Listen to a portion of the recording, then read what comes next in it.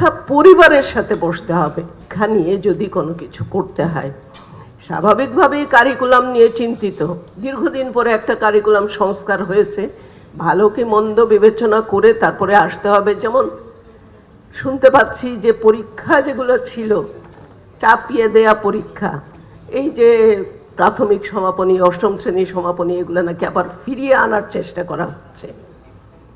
ভয়ানক। 32,000 কোটি টাকার কোচিং বাণিজ্য, এটা ঠেকানোর জন্যই করা হয়েছিল, এটা কোনো দলীয় ভাবে না, শিক্ষানীতির আলোকে শিক্ষাবিদদের পরামর্শে, এবং সেখানে অভিভাবকদের যুক্ত করা হয়নি বলেই তারা এটা নিয়ে চিন্তিত।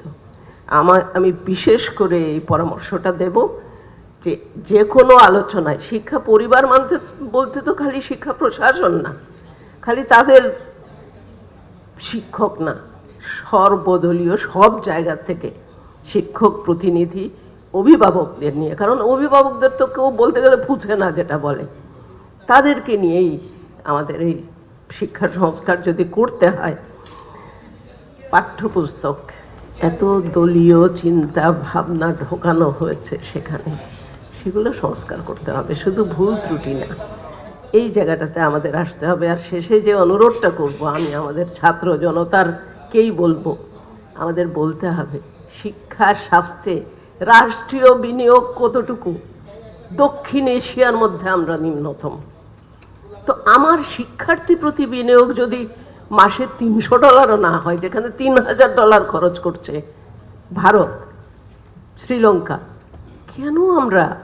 কেন আমরা আমাদের, এবং এরা মূলধারা শিক্ষার্থী। আমি গর্বিত এই কারণে যে এখানে আমাদের যে শিক্ষার্থীরা রাস্তায় নেমেছিল, গণ অভ্যুত্থান ঘটিয়েছে, তারা কিন্তু এই দেশেরই সন্তান, বিদেশে পাশ করা না। এবং আমি আরেকটা কারণেও গর্বিত, শিক্ষার মান নিয়ে আমরা এত কথা বলি, কিন্তু এরা যারা রাস্তায় বেরিয়েছে এরা তো আমাদের এই শিক্ষারই, তারই প্রোডাক্ট। কিন্তু তাদের পিছনে যদি আমরা আর একটু বিনিয়োগ করি, শ্রমবাজারে ঢোকার ব্যবস্থা করতে পারি, এবং সেইভাবে, তাহলে আমাদের এই মিলিয়নস অফ ডলার্স, এই যে প্রতি মাসে গার্মেন্টস থেকে চলে যায়, এই যে দক্ষ ম্যানেজমেন্টের জন্য, কেন আমরা দিতে পারি না তাদেরকে?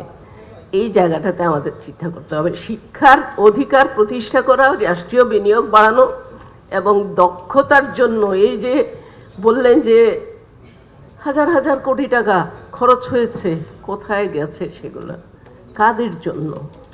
আমার গত নভেম্বরে আমি তো মাঠে ঘুরে বেড়াই, পঞ্চগড়ে, তেঁতুলিয়ায় ষষ্ঠ শ্রেণীর শিক্ষার্থী যখন বলেছে আমার শখ রোবোটিক্স পড়তে চাই, অবাক হয়ে তাকিয়ে বলেছিলাম কি করে পড়বে, জানি না, আমাদের তো এইসব সুযোগ সুবিধা নাই। এই যে শেখ রাসেল ডিজিটাল ল্যাবের পিছনে, এগুলো আমাদের তথ্যগত, এই দুর্নীতিগুলো আমাদের বের করা দরকার। এই শিক্ষায় দুর্নীতিটা আমাদেরকে পচিয়ে ফেলেছে, সেটা ঠিক করতে হবে। আমি অনুরোধ করব বিশেষ করে পিছিয়ে পড়া জনগোষ্ঠী, আদিবাসী এবং প্রতিবন্ধী, এদের কথাও যেন মনে রাখি আমরা শিক্ষা সংস্কারের কথা বললে, তাদেরকে বাদ দিয়ে নয়। এবং আমি মাননীয় প্রধান উপদেষ্টা, গত বছর জাতিসংঘে যে ট্রান্সফর্মিং এডুকেশন সামিট হয়েছিল, সেটার উনি সদস্য ছিলেন, আমাদের ডক্টর ইউনূস ভাই। আমিও সেখানে ছিলাম, দেখেছি কিভাবে তারা শিক্ষাটাকে ট্রান্সফরমেশনের আওতায় নিয়ে এসে সাস্টেইনেবল ডেভেলপমেন্টের অংশ হিসাবে দিতে চান। সেই জায়গায় অনুরোধ করব, শিক্ষা সবার জন্য, প্রযুক্তি সবার জন্য, সবার জন্য দক্ষতা, কর্মসৃজন।